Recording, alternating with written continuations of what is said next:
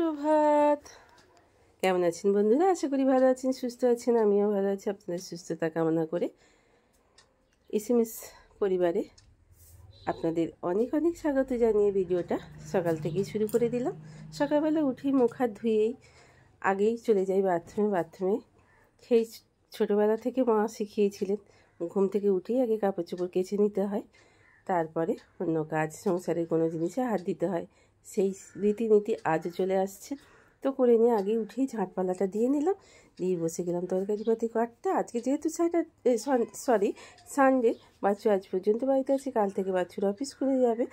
তো কিন্তু বাবি তো অফিস যাবেই, তাই জন্য এবার একটু ভাবছি যে পেঁপে দিয়ে আলু দিয়ে বাটা মাছ আছে ফ্রিজে, বাটা মাছ দিয়ে করে নেব, একটু কালো জিরে দিয়ে ঝোল করে নেবো। বাটা মাছগুলো বার করে নিয়েছি, নিয়ে একটু নুন হলুদ মাখিয়ে ম্যারিনেট করে রেখে দিচ্ছি। আর একটা ওলা পেয়েছিলাম, জানেন তো, ভীষণই খেতে ভালো লাগে। এই রেসিপিটা আমার দিদা করতো, ভীষণই ভালো করতো।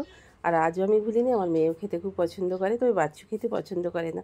চলুন, মাছটা একটু নুন হলুদ দিয়ে রেখে দিয়েছি, কিন্তু ম্যারিনেট করার সময়টা হয়নি, মাখানোর সময়টা হয়নি আর কি। তো চলুন, এইবার এদিকে চাপিয়ে দিয়েছি, একটু সিদ্ধ করতে দিয়ে দিয়েছি নুন আর হলুদ দিয়ে, তাহলে কষটা বেরিয়ে যাবে আর সিদ্ধটাও হয়ে যাবে। তো চাপা দিয়ে এটাকে একটুখানি অল্প করে সিদ্ধ করে নিই, বেশি সিদ্ধ হয়ে গেলে আবার ঘ্যাটপ্যাট হয়ে যায়। আর সেই সঙ্গে ওইটা সিদ্ধ করতে দিয়ে চলে গেলাম। বাবির কিছু জামা প্যান্ট ছিল, আর সেগুলোকে একটু সার্ফে জলে একটু ভিজিয়ে দিয়ে আসি। ভিজিয়ে দিয়ে এসে এটা ততক্ষণ ভিজতে থাকবে, তারপরে আমি অন্য কাজগুলো করব। রান্নাটা বাকি আছে, এদিকে বাসন কোসনও মাজা ঘষা বাকি আছে, সব কিছুই বাকি আছে আজকে। তো সেই সঙ্গে বাবি উঠে পড়েছে, বাবিকে শরবত দিয়ে দিয়েছি, শরবত দিয়ে এখানে চলে এলাম রান্নাঘরে। একদিকে চা চাপিয়ে দিয়েছি, আর একদিকে বাটা মাছগুলো ভাজা হয়ে গেল।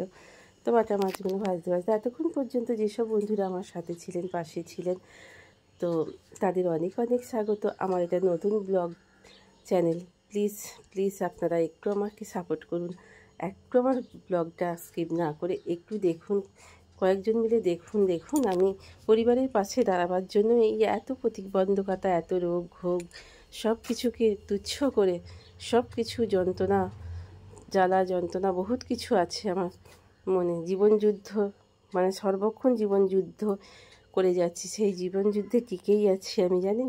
এই জীবনযুদ্ধে টিকে থাকার নামই জীবন। তাই এই জীবনে আমি এখনও পর্যন্ত মানে স্বামী সন্তানের পাশে আছি। যা শারীরিক পরিস্থিতি খারাপ যায়, সর্বদা আমি যুদ্ধ করে যাচ্ছি। কোন সময় না আমার হয়তো পা দুটো আর চলবে না, পায়ের যা পরিস্থিতি আমার বাঙালোর থেকে বলে দিয়েছে, হয়তো আমি হাঁটতে চলতেই পারবো না। তারপর পেটের অবস্থা যা, আজকে সেই 16 বছর বয়স থেকে আজ এই বয়স পর্যন্ত পেটের পরিস্থিতি ভালো নয়। স্পন্ডেলাইসিস, আর্থারাইটিস, সব কিছু নিয়ে অনেক মানে জীবনটা সদা সর্বদাই আমি যুদ্ধ করে যাচ্ছি এই সংসারে। তো টিকেও আছি সেই জীবনযুদ্ধে। তো জীবনযুদ্ধে টিকে থাকার নামই তো জীবন। তাই এই যুদ্ধে আমি এখনও পর্যন্ত টিকে আছি আপনাদের আশীর্বাদে, বড়দের আর ছোটোদের ভালোবাসায়। তাই প্লিজ বন্ধুরা আমার ভিডিওটা একটু লক্ষ্য করে দেখুন। তো এই করতে অনেক কাজ করতে আপনাদের সঙ্গে গল্প করতে অনেক কাজই হয়ে গেল। তো কথাবার্তা একটু হয়তো উল্টোপাল্টা হয়ে যায়, নানা রকম মাথার মধ্যে চিন্তা ভাবনা আপনাদের সঙ্গে কথা বলতেও এসে যায়। ওই যে বললাম না, জীবনযুদ্ধ সদা সর্বদা, মানে সেই যুদ্ধ মানুষকে, আমাদের মেয়েদের করে যেতে হয় সংসারে। তো চলুন, আপনার সঙ্গে গল্প করতে অনেক কাচাকুচি হয়ে গেল। এবার একবারে পাইপে জলটা নিয়ে ধুয়ে নিয়েছি, আর ওখানে আমার কাপড়টা টাঙিয়ে দিয়ে কলতলায় বাসনগুলো মেজে নিয়েছি, কারণ মাছিদের পরিস্থিতিটা একদমই ভালো নয়। আপনাদের দেখালাম, বাপির মোজাগুলোকে খুঁজছিলাম, এই চাদরের ভেতরে পেলাম। আর কাপড় জামা আর মানে কোনোখানটা শুকনো নেই, এত ঘামেতে ভিজে যাচ্ছে। তাই আপনাদের দেখাতে ইচ্ছে করে না নিজেদের মুখটা, কিন্তু কখনো সখনো তো নিজেদের দেখাতে ইচ্ছেও করে। তো চলুন, একেবারেই শুকোতে দিয়ে এই বাইরের কাজগুলো আগে করে নিই, করে টোরে নিয়ে তারপরে এবার স্নান করে নেব। করে টোরে নিয়ে একেবারে ঘরে ঢুকে পড়ুন। তো ঘরের থেকে বাইরেটাই বেশ ঠান্ডা, জানেন তো, বাইরেতে বেশ শিরশির করে হাওয়া দিচ্ছে। তো যাই হোক, স্নান করা হয়ে গেল। স্নান করে টোরে নিয়ে এইবার বাচ্চুবাবু একটু বাজারে গেছে, ও বাজারে না গেলে হয় না, জানেন তো। তারপর দাদার দোকান ওখানে, সেখানে গিয়ে একটু বসে থাকে। তো ফুল টুল তুলে মায়ের কাছে চলে এলাম। মায়ের কাছে কত রকমের আর্জি জানাবার আছে, শুধুই আর্জি কী বলুন তো, দাও, দিলে না কেন। তো এবার পুজো টুজো করে একটু জলমুড়ি খেয়ে নিলাম, বাচ্চুবাবুও তাই খেলো। ঘরে আম ছিল, কাঁচা আম। আজকে একটু ভাবলাম যে একটু নুন টক মতো করে একটুখানি আমের ঝোল বানাবো। আর সেই সঙ্গে বিছানা টিছানা পরিষ্কার পরিচ্ছন্ন করে নিয়ে, প্রত্যেকদিনের বিছানা পরিষ্কার করা কি দেখাবো বলুন তো, এগুলো তো নিত্য আমাদের ঘরে আমাদের সংসারের কাজ। তো চলে এলাম, ঘর দুয়ার ঝাঁট দিয়ে বেরিয়ে এলাম। বেরিয়ে এসে এবার গেটের গোড়াটা ভালো করে পরিষ্কার পরিচ্ছন্ন করে নিই। প্লিজ বন্ধুরা আবার আপনাদের আবারও বলছি, আমার একটু পাশে থাকুন। আপনারাই পারেন আমাদের মতো মানুষদের এগিয়ে দিতে, আবার পিছিয়ে দিতেও পারেন। কিন্তু আমরা জানি আপনাদের ভালোবাসা অগাধ। আপনাদের ভালোবাসার জন্যেই বহু আমাদের মতো অনেক অসহায় মহিলা করে খাচ্ছে এই ইউটিউবের দৌলতে। তো চলুন, আমঝোলটা চাপিয়ে দিয়েছি। আমঝোলটাকে সর্ষে ফোড়ন দিয়ে দিয়েছিলাম। আর মিষ্টি ছিল ঘরে, মিষ্টির এতটা রস ফেলে দেয় কখনো? আর ফ্রিজ তো সর্বক্ষণই চলে। তাই এবার জল করে একটুখানি ঝোল করে আমের টকটা বানাবো বলে ঝোল করে করলাম। তো খাওয়া দাওয়া করে শুয়ে পড়েছিলাম।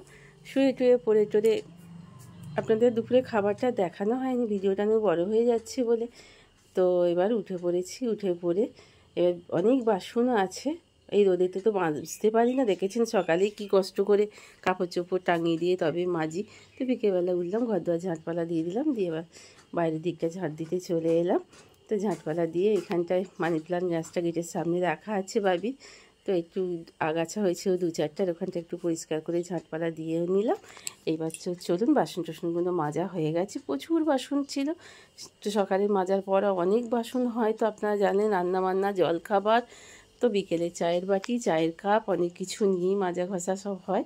তো চলুন, এবার সন্ধে হয়ে গেল। সন্ধে দিয়ে বেশ কিছু আলু ছোট ছিল জানেন তো, সেই ছোট আলুগুলোকে ফেরি নিই সন্ধেবেলায় কী করি প্রায় দিনই। কোনোকে একেবারে গোটা সিদ্ধ করে ছাড়িয়ে নিই, একটু গোলমরিচের গুঁড়ো দিয়ে নিই, একটু নুন দিয়ে নিয়ে ভালো করে একটু করে নিই। তো চলুন, এতক্ষণ পর্যন্ত যেসব বন্ধুরা আমার সাথে ছিলেন, পাশে ছিলেন, আপনাদের অসংখ্য ধন্যবাদ জানিয়ে আজকের ভিডিওটা আর আমি পেরে উঠছি না, হঠাৎ করেই বিকেল খুবই গায়ে র্যাশ বেরিয়ে গিয়েছিল। তো চলুন, ভালো থাকবেন, সুস্থ থাকবেন, পরিবারের সকলকে সুস্থ রাখবেন, যা প্রচণ্ড গরম করে পড়েছে। তো নুন চিনির জল একটু বাচ্চাদের খাবেন, বড়দের খাবেন, নিজেরা একটু আধটু খাবেন। তো আজকের মতো শেষ করলাম, গুড নাইট।